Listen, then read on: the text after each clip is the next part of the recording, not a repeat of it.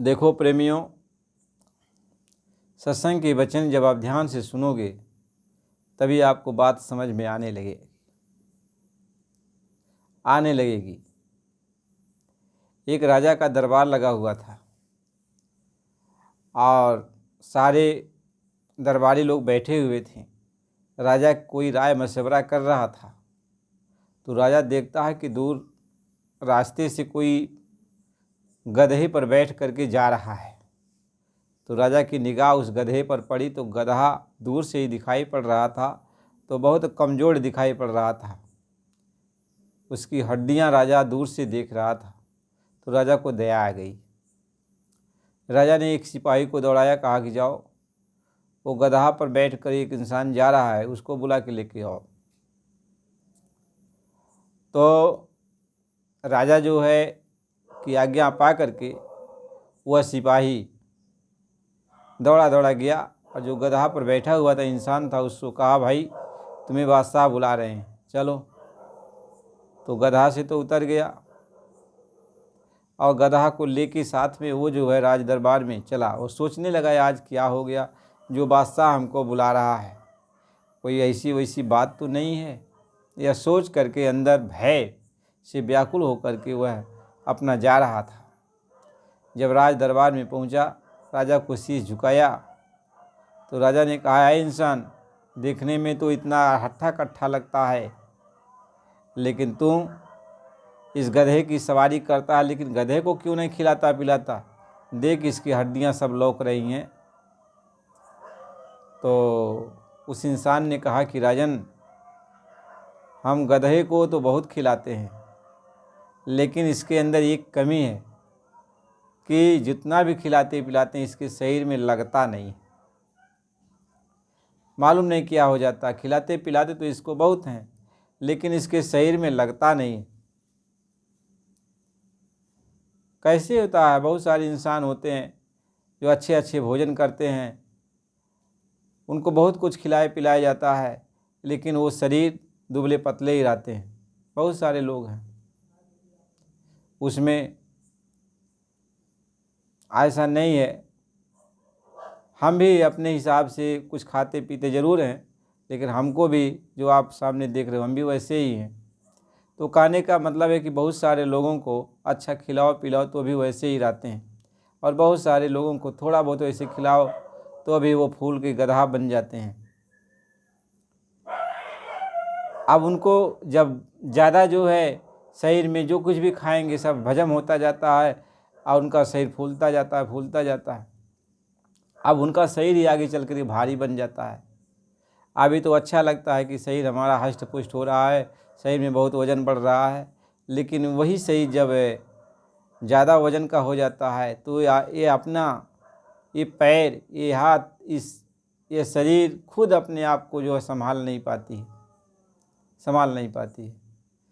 तो मोटापा भी ठीक है लेकिन ज़रूरत से ज़्यादा नहीं, और दुबलापन भी ठीक है लेकिन ज़रूरत से ज़्यादा नहीं। यानी मीडियम में सब अच्छा लगता है, मीडियम में सब अच्छा लगता है। तो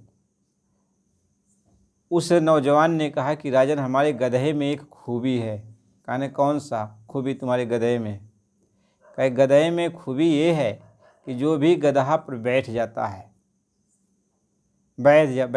है तो उसको बहुत दूर तक दिखाई पड़ने लगता है। कहीं क्या दिखाई पड़ता है? कहीं गधे पर बैठते ही उसको ये जो है मक्का मदीना दिखाई पड़ने लगता है। गधे पर बैठते ही इंसान को अयोध्या, काशी, बनारस यानी दूर दूर की चीज़ें दिखाई पड़ने लगती हैं।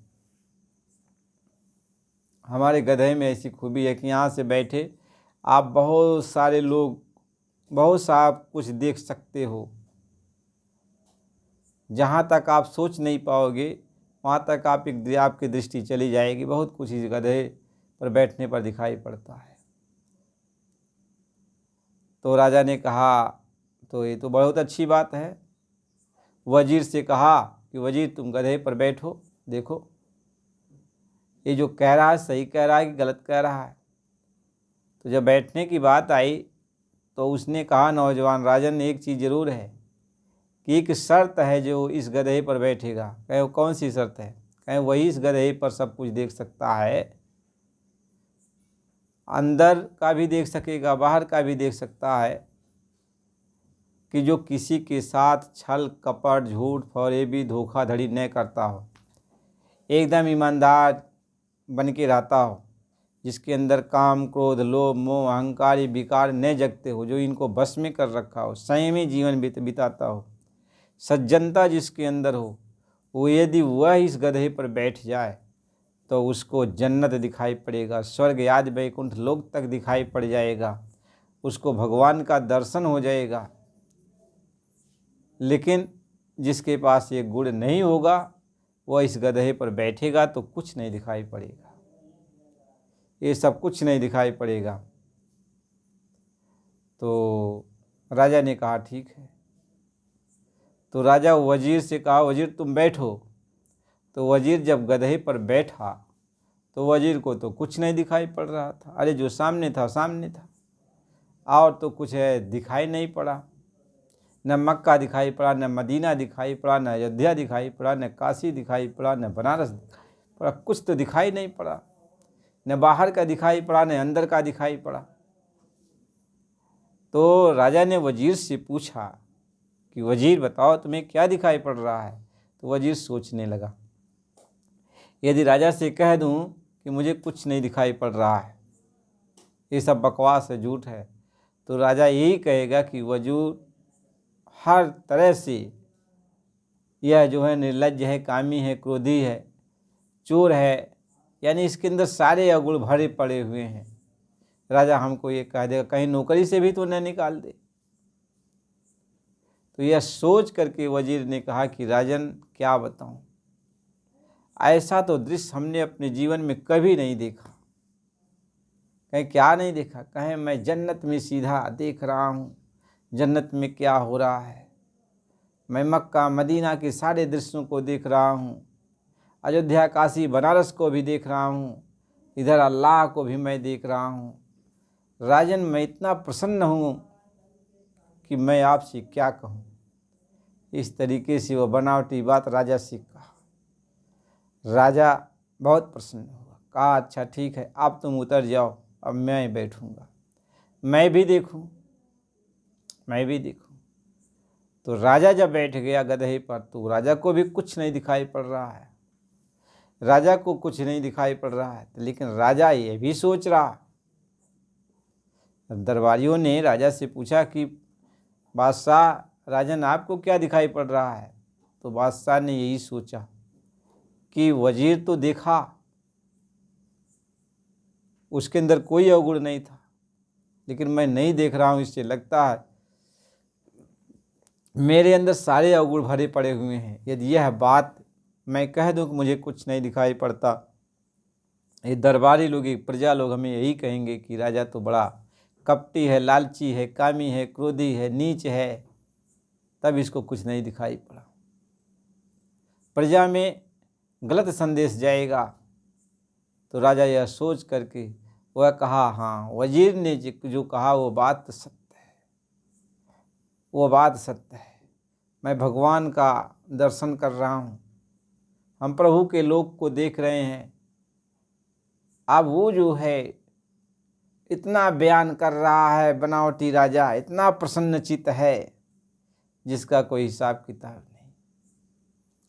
राजा बहुत प्रसन्न से बोल रहा है, दरबारी लोग राजा की जय जयकार कर रहे हैं कि राजा ने जन्नत देख लिया, स्वर्ग वैकुंठ लोक देख लिया, भगवान का दर्शन कर लिया। इसके बाद राजा जब उससे उतरा तो अपनी मान प्रतिष्ठा को रखने के लिए राजा उस नौजवान को बहुत सारी विदाई दिया, धन दौलत दिया, और वह धन दौलत को लेकर के वो नौजवान अपने गधा को लेकर चल दिया। महात्मा ये समझाते हैं कि यह संसार में सब लोग परमात्मा का दर्शन कराने की बात करते हैं, लेकिन क्या सब लोग परमात्मा का दर्शन कर रहे हैं? कर रहे हैं? सवाल यह बात का आता है कि यदि परमात्मा का दर्शन लोग कर रहे हैं तो फिर वो अपने भक्तों को क्यों नहीं दर्शन कराते हैं, अपने प्रेमियों को क्यों नहीं दर्शन कराते हैं। जो दर्शन करता है वह प्रेमियों को वह दिशा देता, वह रास्ता दिखा